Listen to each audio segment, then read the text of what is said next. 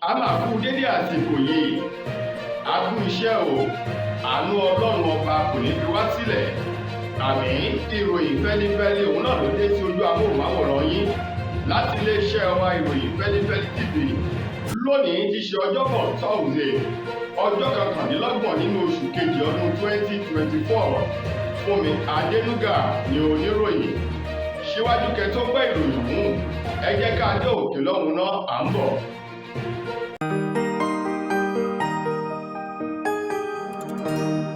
Ìròyìn Feli-feli TV àjààbálẹ̀ làwọn ìròyìn ti wà, máa wò lóòrèkóòrè.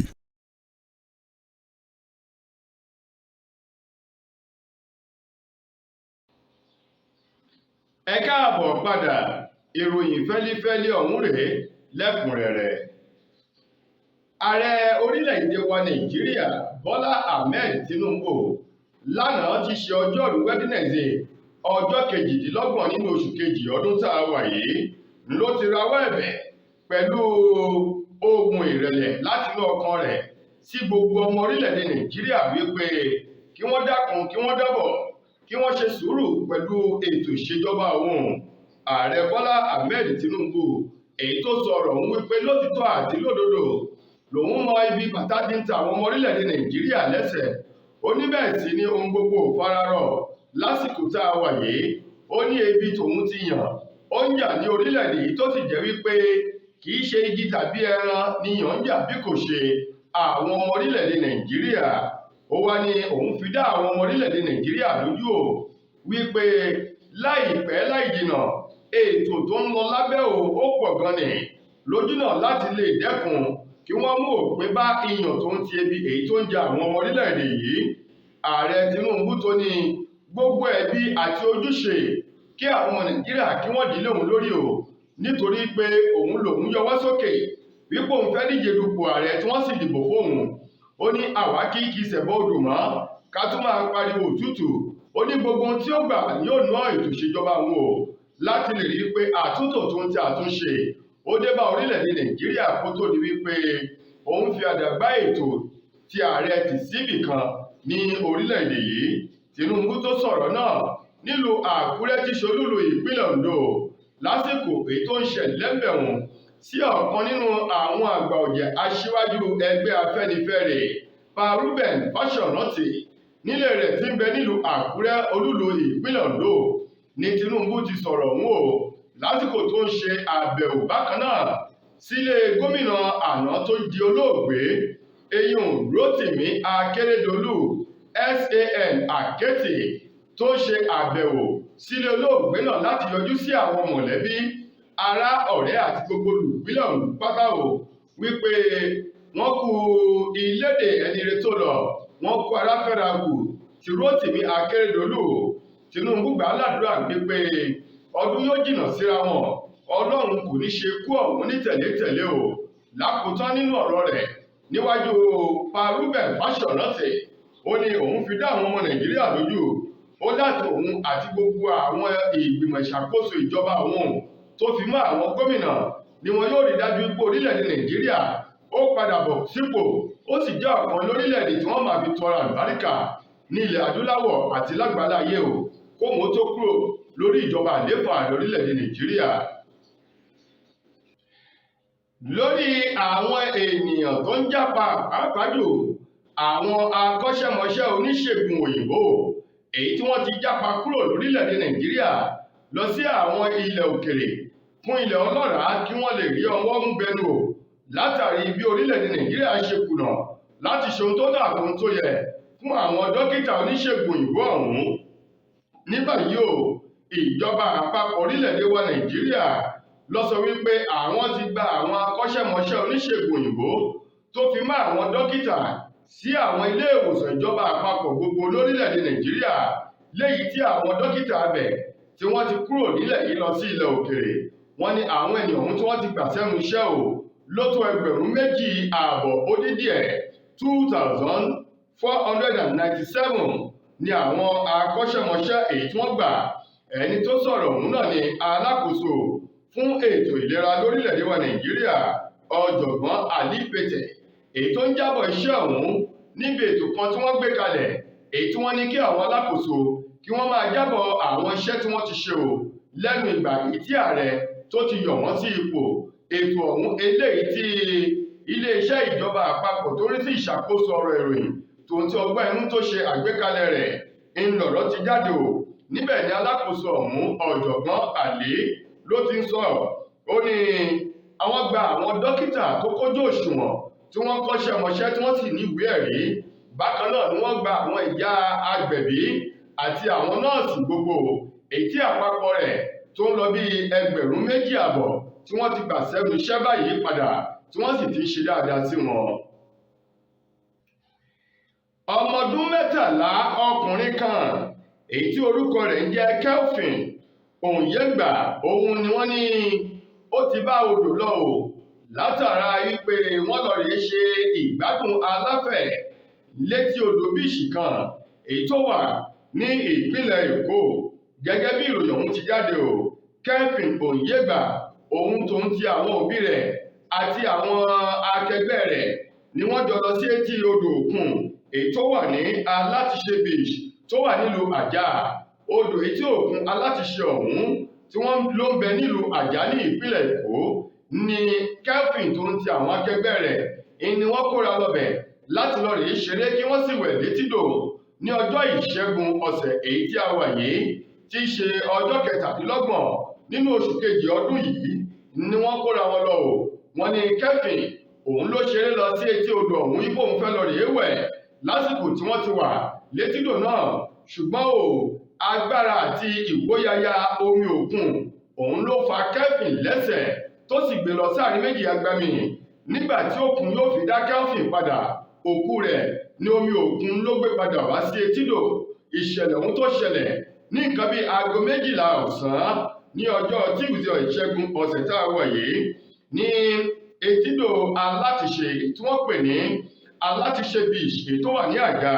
Iléeṣẹ́ ọlọ́pàá ìpínlẹ̀ Èkó lásìkò tí aṣojú kọ̀ròyìn iléeṣẹ́ wa tó ń fi ọ̀rọ̀ wá ẹni tó jẹ́ alukoro fún iléeṣẹ́ ọlọ́pàá ní ìpínlẹ̀ Èkó SP Benjamin Hundeyin òun fi ọ̀rọ̀ òun fìdí rẹ̀ múlẹ̀ wípé lótìtọ́ àti lódodo ní ìṣẹ̀lẹ̀ òun ṣẹlẹ̀ tí wọ́n sì ti fi tó iléeṣẹ́ ọlọ́pàá tó ń bẹ ní Àjà ní agbègbè náà tí wọ́n fi tó wọn létí o.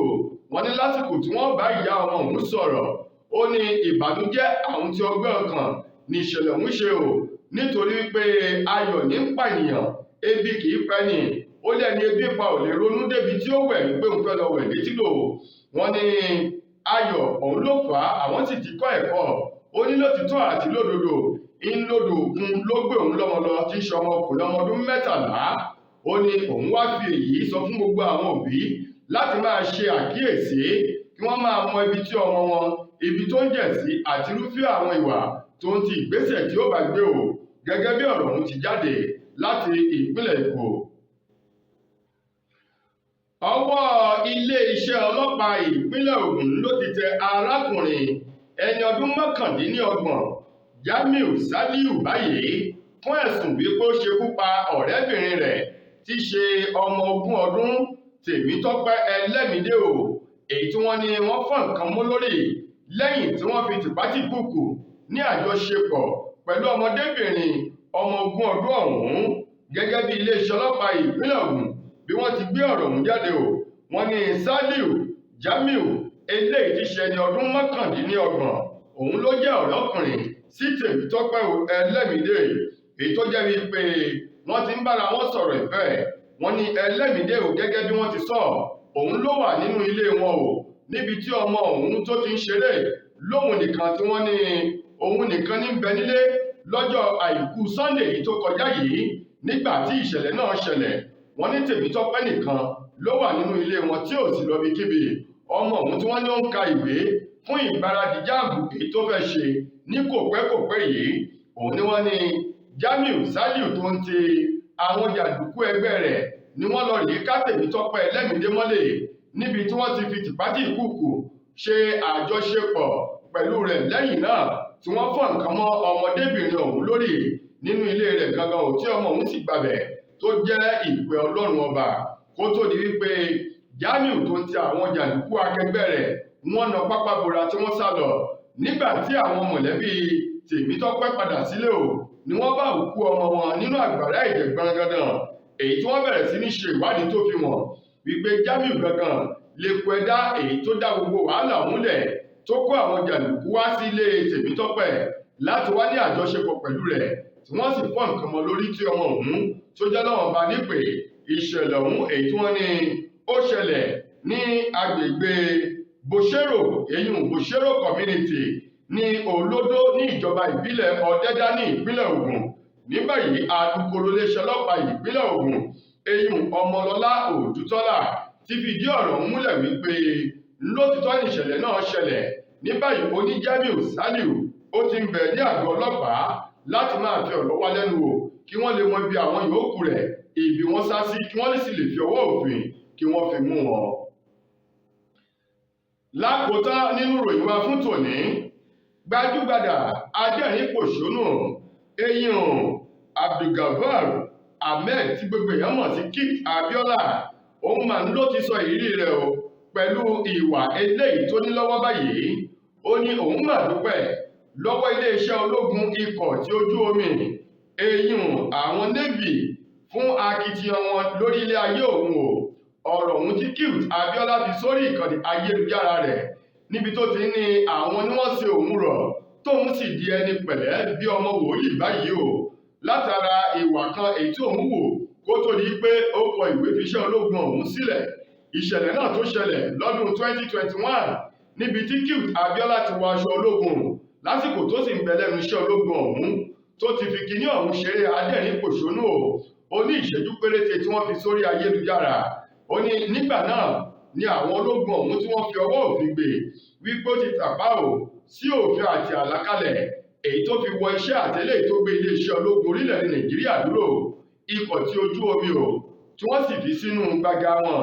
Inú gbàgà ọ̀hún tó wà tí wọ́n ti mọ́lé o ó lò dídí 30 ọjọ́ tá a mọ̀ sí 30 days nínú àtìmọ́lé ọ̀hún. Ó ní nínú àtìmọ́lé náà òun bá àwọn akẹgbẹ́ òun tí wọ́n ṣe àṣemáṣe táwọn náà bẹ́ẹ̀. Ó ní nígbà tó dé àárín kan kóhun tó lọ́jọ́ òun pé o ó ní ibi wọ́n ti òun mọ́ ó sì ti ń dùn mọ́ òun tó ti àwọn akẹgbẹ́ òun bí wọ́n ṣe ń dàwẹ́kẹ̀. Ó lóun sì rí ọ̀pọ̀lọpọ̀ ẹ̀kọ́ kọ́ńbẹ̀. Ó ní lára àwọn ẹ̀kọ́ tóun kọ́ ò ń ló sọ òun di ẹni sùúrù ẹni pẹ̀lẹ́ tóun ti oníwà pẹ̀lẹ́ bí ẹyẹ àdàbà láwùjọ o. Lákòótán nínú ọ̀rọ̀ Kit Abiola ó dúpẹ́ gidi gan o fún akitiyan tí iléeṣẹ́ ológun ikọ̀ ojú omi èyí tí wọ́n kó nínú ayé rẹ̀. Ó sì ní inú òun dùn láti ṣiṣẹ́ pọ̀ pẹ̀lú wọn.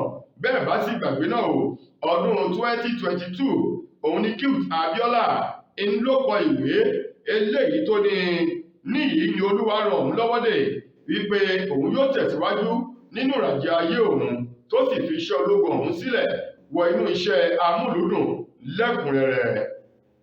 Tó ẹ̀yin ará ìròyìn Feli-feli kò ní jù báyìí lọ láti iléeṣẹ́ wa ìròyìn Feli-feli TV lónìí ti ṣe ọjọ́bọ̀ Thursday títí ojúmọ́ ládẹ́tún máa láǹfààní sọ́ọ̀tún ròyìn míì. Mo gbà ládùúrà wípé ilé òní ilé wa o ọ̀nà òní náà wá. Fúnmi Adéǹgà lẹnu tó mú ìròyìn wá sí ojú amóhùnmáwòrán yín. Ẹ ṣeun gan ni o.